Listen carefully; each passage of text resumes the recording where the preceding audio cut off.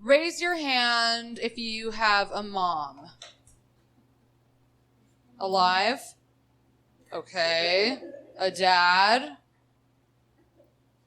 Okay, siblings? Okay, I'll go. Brothers or sisters? Brother, perfect. What's your name? Stephanie, cool. All right. Mom, dad, brother. All right, marry, fuck, kill. Gotta marry one, gotta fuck one, gotta kill one. Steph? Wow, okay, so she's gonna fuck, you're gonna marry your brother. He's cool, yeah. I respect that. And you said kill your dad? Yeah. Who needs them? I know. Everybody always goes with kill their dad. Sometimes I'll get a guy who's like, I'd fuck my dad. And I'm like, all right. Interesting choice. And man, fuck your mom. Yeah. My girl, giving back. Giving back to where she came from. And I love that. Good for you. Thank you. Okay, give it up for Steph. Yeah. Thank you. Loved your answers. Some people don't like playing that, and I'm like, why? It's fun. It's a fun family game. It's a good holiday game. All right, all of you guys can fucking leave. This is between me and Steph now. My fucking girl. We just start making out. It's like, what the fuck just happened? Okay. Yeah, we could leave. You and I don't know each other that well. We've met in passing a few times, but I discovered you, like a lot of people discover you, I would imagine, online through the Laugh Factory clips. Oh, really? You got me through Laugh Factory? Yes. Okay. And I fell down this rabbit hole of just like watching clip after clip of you because of your it's just, you're so honest on stage. You're so fun to watch.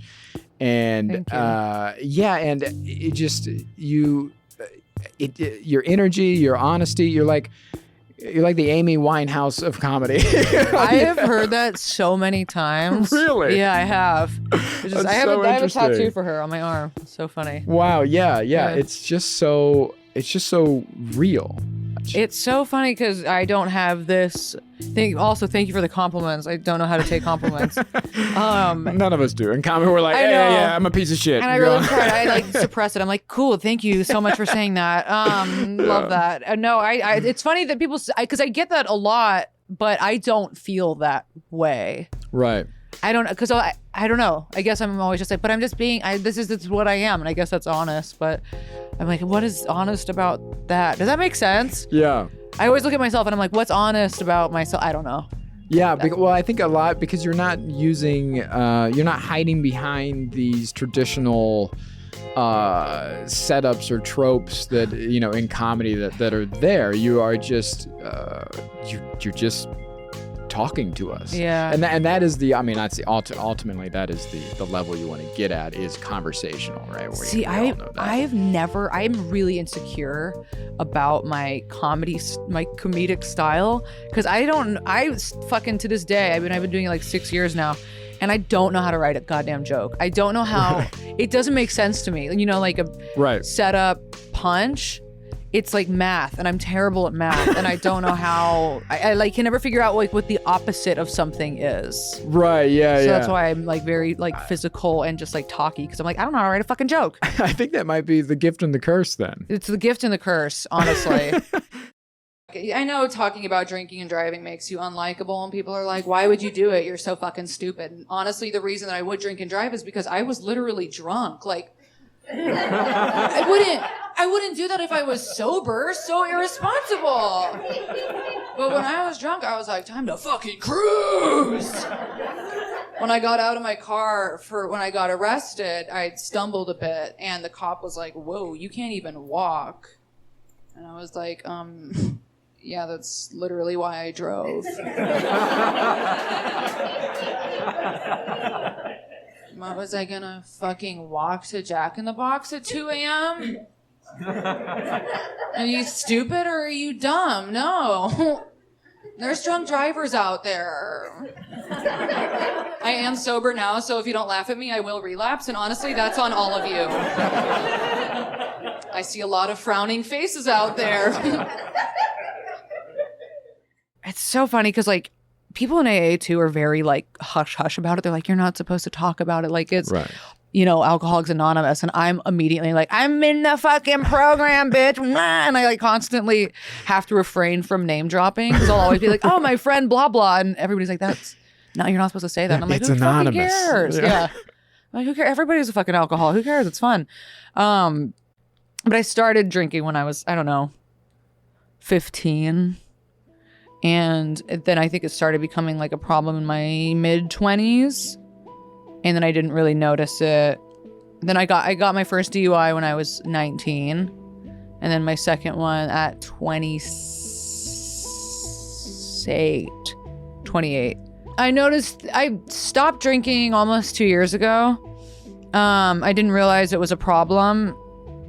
And it took me a long time to even in sobriety, I was like, I'm still not an alcoholic like everybody else is. Because you go to AA meetings and you hear these people who are like, I fucking butt chug, hand sanitizer. Right. And I sit at home drinking vodka and shooting heroin into my asshole. And I'm like, that's not me, But then I realized like you can't live in this like state of comparison. It's like you are what you are. And I don't have I don't know when to stop. You did touch on something that I think is important in the self-care world, which is comparison, because we oftentimes fall victim. It's easy to. Everybody has Instagram, everybody has TikTok, and all these things, and it's hard not to compare yourself to others in this day and age when every single individual on this planet is in the palm of your hand. Yeah. And yes. What we, fall victim to is that comparison of saying that I'm not this, so I must be that. Yeah. And or judging yourself to say, well, I'm not an alcoholic because I'm not this. Right. But you're that. Yeah. So maybe there is a problem there. And that's hard to do, that self-reflection. Yeah. But that's where it starts, is you setting that limit, you setting that boundary and saying, okay, I'm not okay with my behavior.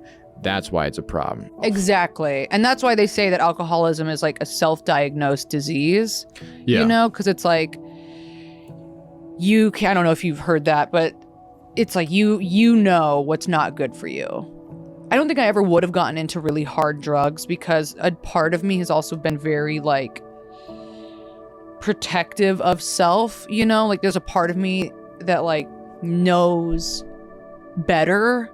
Or knows your limitation. My limit. I guess not better because, I'm not one to judge at all about drugs and alcohol use, but I just knew that like if I got into hard drugs, it would just like that. I can't do that to myself. I would lose. Yeah. Yeah. Just not worth it.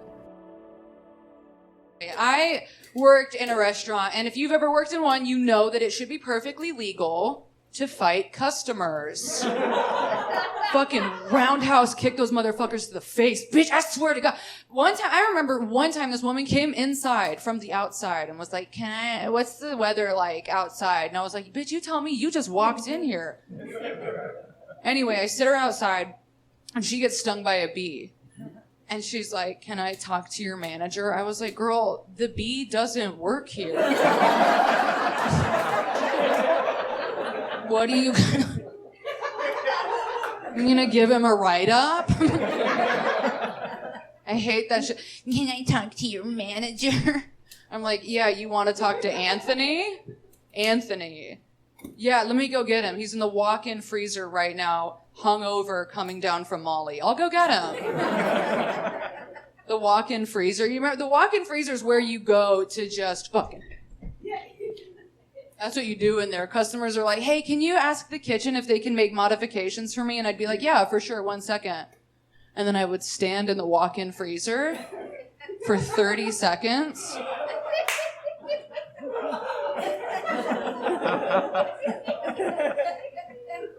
Can I have some modifications? And then I'd walk back out and I'd be like, oh my God, I just asked the kitchen and they said they can't do it. I'm so sorry. Do you have addictive personality in general? I think so. Yeah. Yeah, I definitely think so. I've been like an obsessive person since like I was little, and I think it's like a control thing. You know, you want to control something because your life feels out of control, so you like obsess on things that you like can control, and out of that, I think like addiction stems.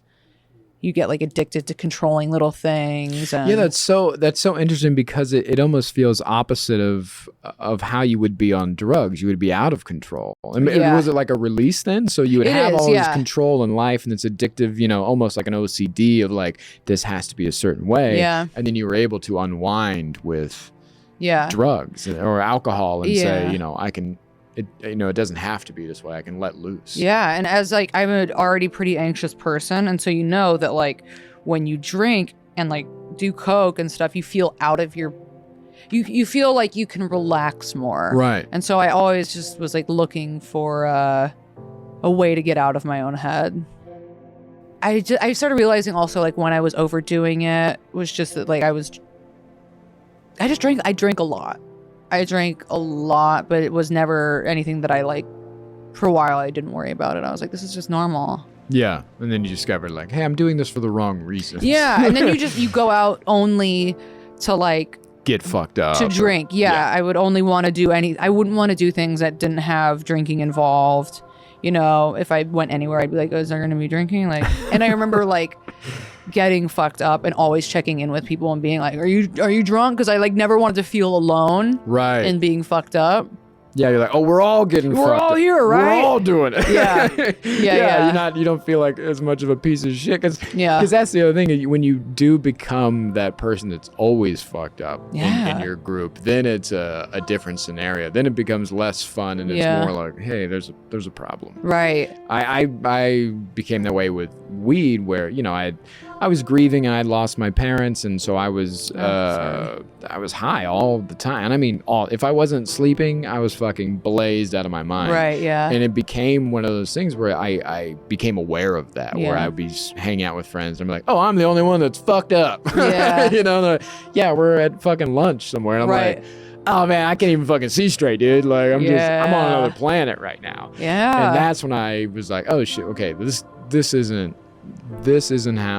life. This isn't normal life. Yeah. You know, quote unquote. Did people tell you? Supposed to be doing. Were they like, you're getting too high? Or... No, because, and I think that's I hate to say that there's like dangers of marijuana because that sounds so foolish, but it is. It was a dangerous thing about weed because it is so subtle. Right. And it is such a cool thing. Right. You know, when you smoke it enough and it now. Becomes a fucking disassociative, you know? And it's like you smoke it. I know. And it is such a thing where people are like, you're addicted to weed, pussy. Right. And even like in the 12-step community, there's like, you know, like marijuana Anonymous. And it's kind of like, fucking losers in there. But it's anything that becomes a crutch in your life. Right. And that's exactly what it was. It was I wasn't necessarily looking forward to getting high or like the marijuana itself. It was the numbing sensation that came along with it. Exactly. And that's what becomes dangerous, is becoming addicted to the feeling that you have associated with whatever you're doing. Yeah.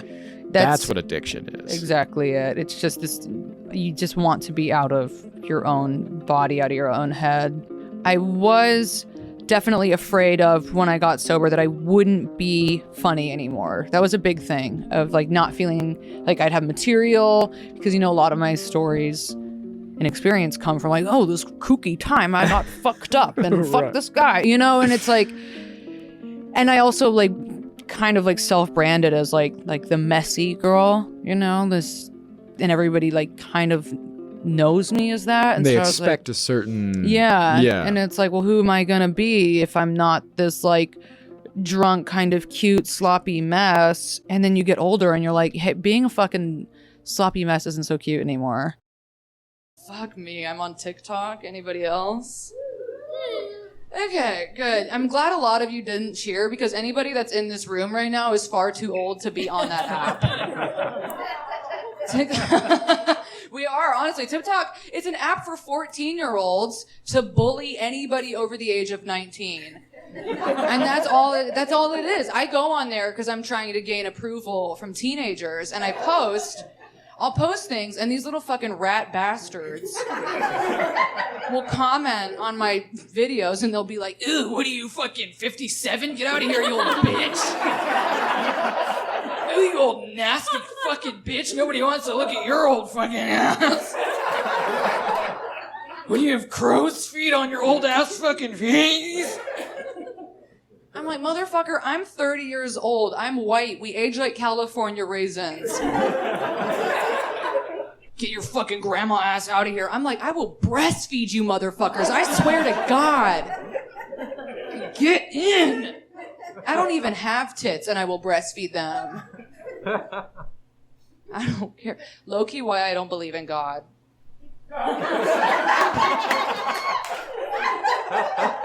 Every night I would pray for tits. It's the only thing I ever wanted. Wasn't asking for a lot. Every night I would get on my knees and I'd be like, God, if you're up there, please, please, please, please, please. If you're listening, just give me a big, fat, juicy pair of milkers. Amen.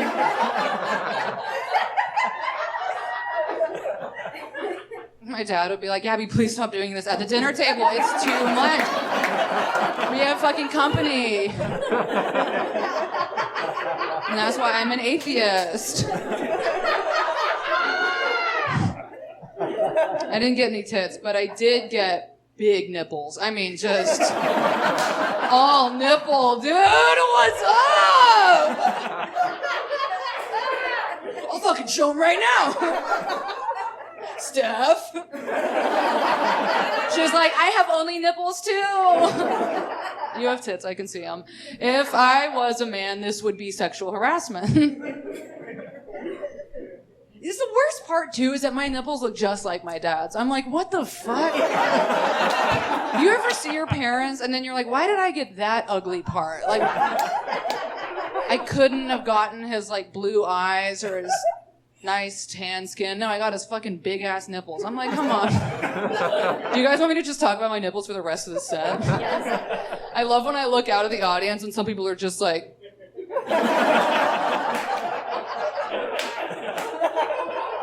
not funny, bitch. I haven't laughed once. Here's what I find interesting about TikTok. I feel like it is just a window into empathy, right? Because you get to see all of these, a little snippet of people's lives, and you find yourself connecting in a way so fast with somebody that you don't know. Yes. And a lot of times they're sharing something that you thought only you experienced, like this little secret. Yeah. You're like, holy shit, I thought I was the only one that did that. Do you find yourself connecting with your audience? Because you're sharing a lot of dark things, a lot of things about sobriety and sex and just life and you know, partying and this and that. But these dark moments that you're sharing, these little secrets, do you find that connecting with your audience is on a whole nother level now? Yes. I mean, I got like a kind of a big following in a short amount of time, and I have to like attribute that to being very like open about myself online. But you know, because it's also like stand up, you tap into things that other people connect to, and you're like, you know, but I get a lot of positive feedback. But I also get a fuck ton of really negative feedback. And I get people on TikTok who leave me just these fucking heinous messages. Today, somebody DM'd me on Instagram and said something that I was like, if this person said this to anybody else, this would not be okay. But since I can I don't take things like super personally. Today I got a DM where I posted a picture of myself at 20 and then 30, and I said like 20 versus 30. And this guy DMs me and he goes, he just says years of abuse. And I was like, you know, I know. And I was like, that's the one where I was like, you know, if this wasn't me and you said this to anyone else, it's so bad. Oh like, my God. The thing I've also like found out about like myself and in general about in recovery is that like nothing is personal. you know, and everybody's always kind of acting out of their own wounds. And it's annoying though. Like what really annoys me is that the people that say those mean things don't understand that that's what they're doing, you know? Yeah. So some fucking asshole who's like, years of abuse, doesn't realize that he's saying that out of his own insecurities and pain. Because I get this thing where I'm like, okay, if you think it's okay to talk shit to me, well then fuck you. And then I open it up, you know? Yeah. And then I'll go in and then they'll be like, ha ha ha, okay, you stupid fake lip bitch. And I'm like, oh. And then I realize that I've just wasted all of this energy. The worst thing you can do is respond. I know, but it's this other part of me is like, well, maybe if I have a conversation with them, they'll come around. And like the fucking truth is that they won't. And like, I'm not the mommy, I'm not their therapist. It's not my job. It's not my job. You have to back away. Yeah, and that's also a self-care thing where you go, hey, that's not my job. It's not my job. They have to discover that themselves. They have to fix that themselves. Yeah. And much like you setting boundaries with addiction and cutting yourself off, they also have to come to that conclusion and realize, oh, what I'm doing is toxic. Right. What I'm doing is fucked up. And a lot of them never will. No. And I honestly, I blame capitalism. And the patriarchy. I mean, yeah, it's like the bravado fucking. Yeah, I blame colonialism.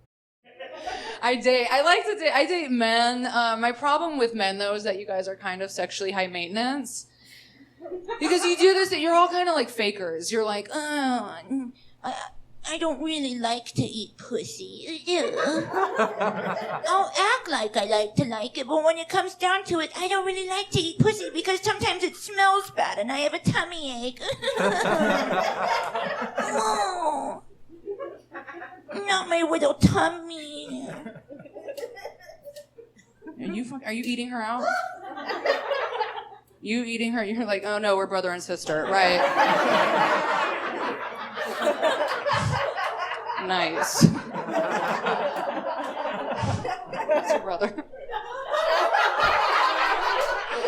She said she would marry you, dude. Eat her out. It's the least you can do for your sis. So fucked up. I don't want to eat you out tonight. Can I just actually, instead of eating you out, can I just fuck you in the ass? I'm like, dead. Because that's what you guys do. You're all anal kings, and you act like... Am I screaming right now? I'm fucking worked up.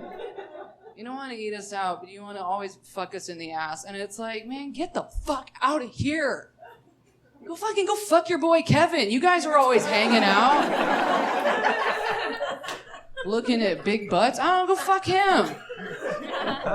Oh, babe, I would never do that. I'm not gay. I'm like, I fucking wish you were. You would be nicer and dress better. Jesus, fuck. I had anal one time. Yeah, thank you.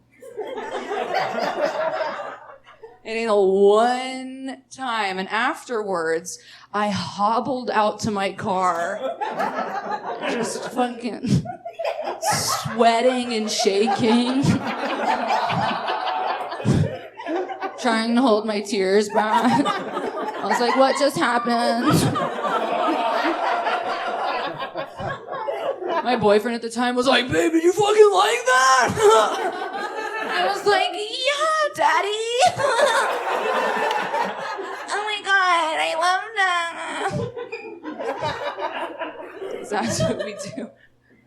Yeah, daddy. I get to my car and I have a $75 fucking parking ticket. I was like, what the fuck?